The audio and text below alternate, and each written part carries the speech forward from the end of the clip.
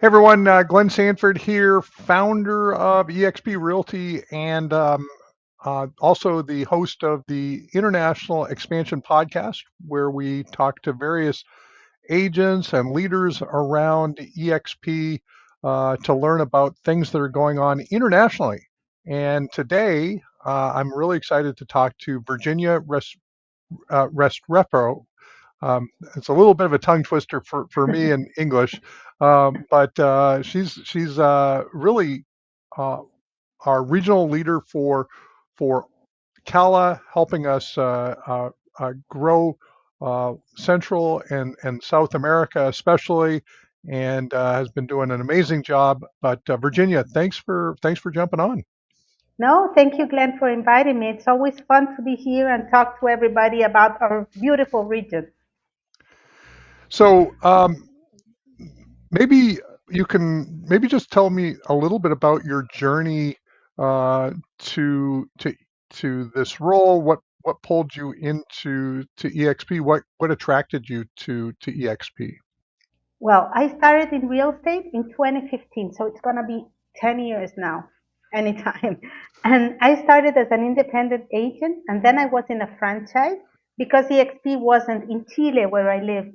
And I had this franchise for 5 years until EXP came to Chile. And then I moved, and it's the best decision I've ever made. It really changed my life. So I started as a country leader in Chile. I was there for some time, and then I was asked to also help with Colombia. So I was a country leader for Chile and Colombia for a little bit over 2 years. It was really fun working with the agents, learning so much about the markets, and getting agents to have better lives. And then maybe 1 or 2 months ago, you guys requested me to jump into this new position and help with all the countries in Latin America. Every country has their country leader, but I'm here to guide them, coach them, and uh, help them work with agents better. Oh, excellent. Now, what was what was I mean, you've been in the business now for about 10 years. What was life like before real estate? What did you do? What got you into real estate? Well, I worked in marketing and sales in multinational companies for some years. And when I had my son, I decided I wanted to be independent. I didn't go directly to real estate. I had other businesses before that. When I felt this business worked without me, I wanted to do something new in my life. And me and my husband have always been interested in investing in real estate. So I thought it was easy peasy. I thought being a realtor is very easy. I've done this all my life. So I just did what lots of Latin Americans do because we don't have license. Just woke up one day being a realtor. And then when I started doing the business, I realized it's not as easy as it looks. You need to have processes. You need to have someone that teaches you how to do that.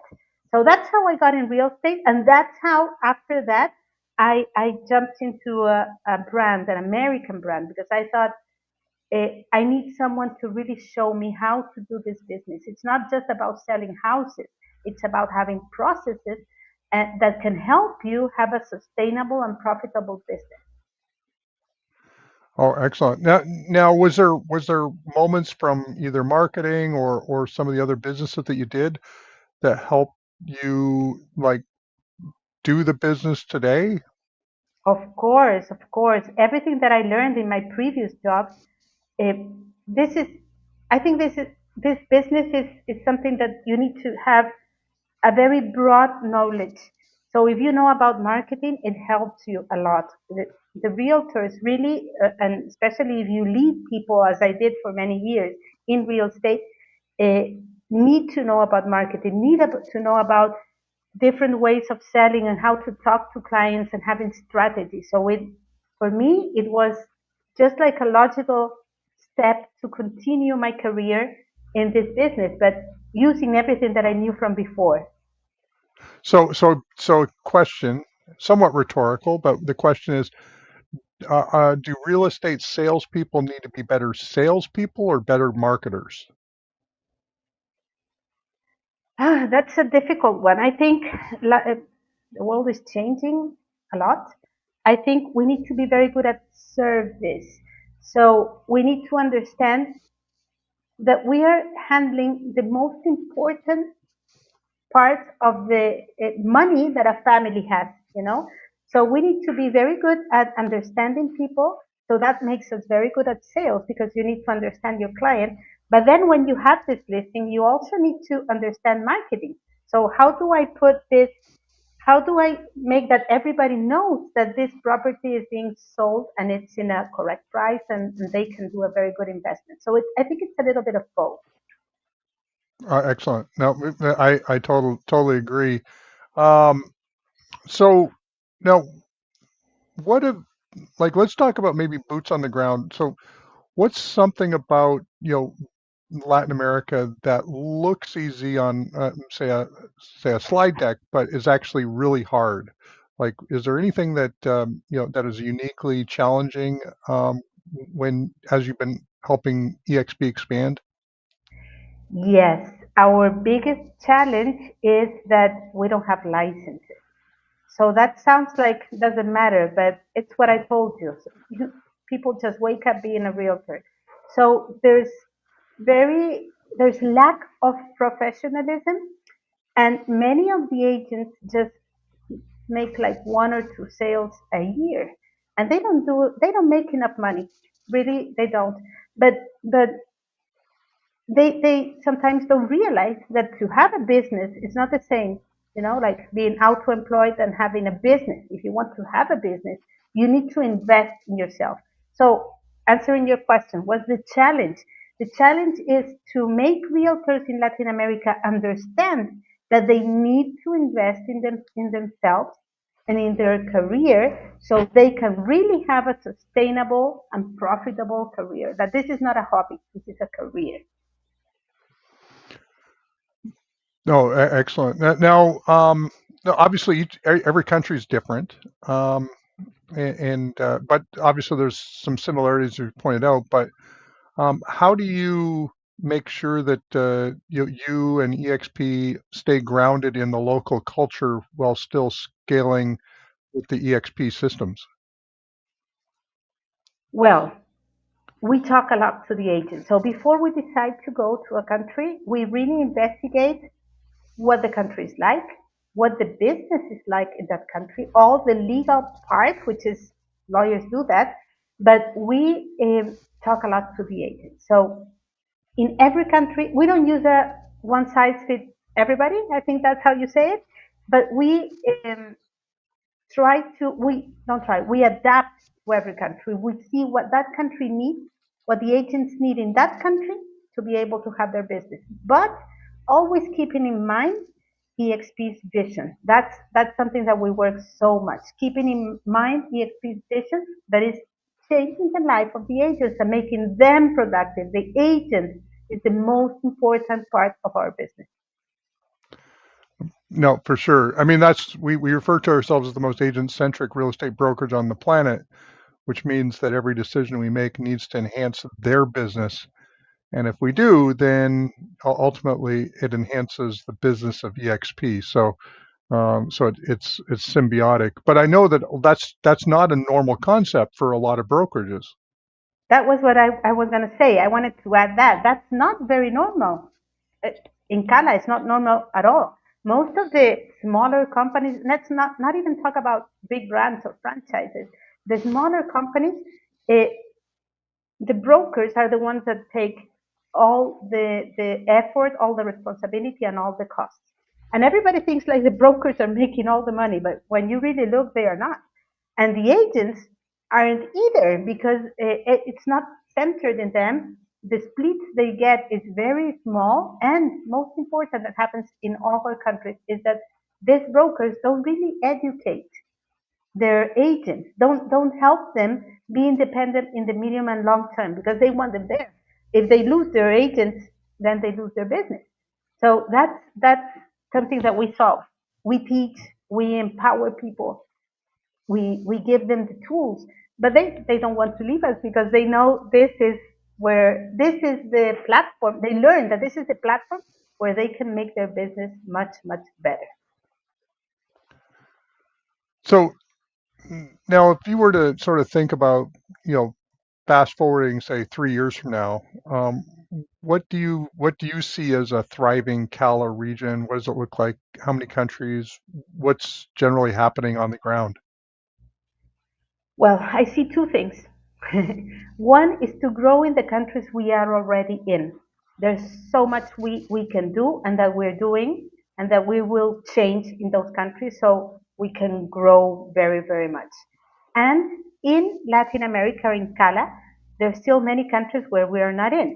So I don't have a number, but I think that we can cover almost all of Central and Latin America with EXP in those countries. Okay, awesome. Yeah, no, it does feel like we've got a we've got good momentum. As long as we can make sure that we, bring in the right people, keep the right, business philosophies operating, and get and operate with, obviously there's technology pieces and a number of there's, language. There's with at least two, if not three languages spoken throughout the Latin America region, normalizing all of that. It feels like we've got a good momentum to get there. And we have a huge advantage. I always say we have a huge advantage because almost all of the countries speak Spanish, but Brazil. Brazil Right. speaks Portuguese, but all the rest of us speak Spanish, and that helps us work together. Our cultures, even if every country is a little bit different, our culture is very alike. So it's easier for a Colombian, for example, to work with someone from Peru. We understand each other very well. We work similar. So I see that there's a lot of business that will be done across borders. So now we've got obviously a number of agents, whether, North America especially, that are going to be listening to the podcast. If they were wanting to build or expand their business into Latin America, uh, where should they start? What should they do? What should they not do? There's no best moment to do that than this one. Latin America has lots of opportunities. So we're growing very much in the countries and opening new countries.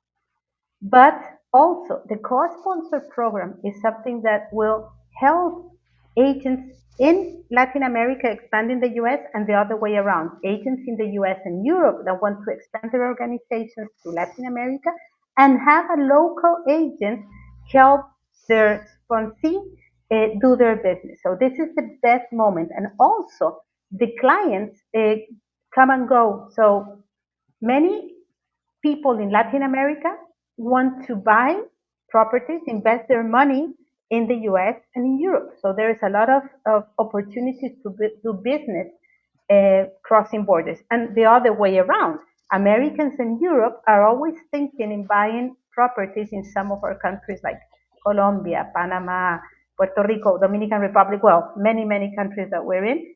And that's a huge opportunity for agents everywhere. So if the agents, just one little commercial propaganda, if the agents in the US are hearing this and you want to expand your organization in Latin America, contact the country leader. That's the best person to help you and guide you and show you how is the model and how your agent can be helped better to have a very good business. Excellent. Good stuff. Now, we've I think we just recently had a new country launch. Were you down part of the Peru launch? Of course, I was there. It was very successful. It was wonderful. We loved it. It was, for me, the best launch we've done in many years. I think maybe the best ever. And why was that? Because we really planned ahead. We took our time to investigate very well to get the leaders. The country leader is very important in the success of that country and all the team, not only the country leader. So we found the right people. And now we in just a little bit over a month, we have reached many agents. We have more than 100 agents enrolled and already doing transactions. So it was awesome. No, no, that is crazy cool. Now you mentioned planning. Um, Obviously, what when you think about hiring or mentoring a new country leader, what's the difference between someone who thrives versus someone who struggles? Ah, well, the country leader. Well, we look in a country leader. What would make this country leader thrive? So we look for someone that knows very well the market, deep knowledge of the market. That's very important because our model changes a little bit country by country. But also, it needs to be a person that motivates. It's a growth person, someone that has a spirit of service because that's what we do. We serve our agents, and that wants to adapt to a new model. That's very important. Change our mindset. When I did the change, it's hard, you keep thinking as you thought before, and it takes time sometimes to realize what exp is and how it's like mind blowing, so different. So we need someone to adapt, to be able to think internationally, but also to be a leader, a very important leader or known leader in his country, and a motivator. And how do we then support those leaders? What systems do we and you put around them to help them be successful? Well, that's what I'm here for. We're here, me and my team, not just me. We're here to coach these leaders, help them. We teach them the spirit, the vision of EXP and how to implement it. So that's a huge part of it. But we also help them find the value proposition that is essential in their country. So they have many times they have some ideas, so we guide them to look for more vendors or technology or whatever is needed for their agent, and we help them make their team and have the people that will support the agent. So we're there for them every step of the way. Okay, well, last question, and then I think we'll wrap up. But um, what motivates you personally to keep building across the region? Well, I always say this, and I never said it to you, but I always say it in my presentations when I show your picture. I say, I'm the owner of EXP, just the same as Glenn. Maybe I own a little bit less, but I'm still the owner of EXP. And that is very different from everywhere I've been. You're always an employee or an agent or a franchise, I don't know the word, but you don't own that company. Here we are really part of the company. So I own the company, and we also do our own organization. So I have a, downline, and I have a revenue share every month, and that maybe it is a lot of money or not. That's not what's important. Is that in time, someday I will want to not continue selling, not continue. I don't know if that will happen, but not continue being a staff, and I will have that always. I will be always with EXP. I'll never leave EXP. That doesn't matter what happens. So that's very, very motivating. Well, excellent. Well, thank you so much, Virginia. Thank you for being on the podcast, and yeah, and thanks for being the champion of EXP that you are in South America. And if somebody wanted to reach out to you to learn more about expanding their business into South America, what's the best way for them to reach out to you? If they're an EXP agent, the best way is through our communication channels. If they're not, they can find me on Instagram. So with my first name and my last name, they will find my profile, and I answer all the messages I get Well, excellent. You do better than I do. there. So thanks again, Virginia, and thanks everyone for Thank listening. you. And bye for now.